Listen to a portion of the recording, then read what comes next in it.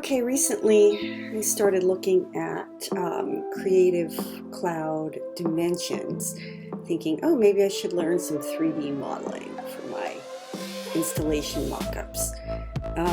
But then I heard about this other free software that does it better, and then I heard about competition for Illustrator, Photoshop, InDesign, and considering that my subscription doesn't pay for itself anymore outside of New York, I am considering dumping it.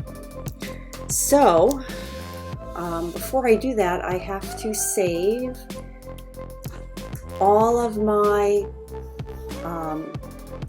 assets into, oh wow, that's cool, they're named what they are. I have to save them off my libraries onto my computer, and I'm rambling.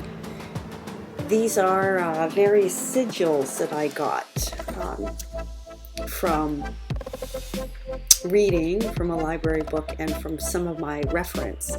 I'll link that later.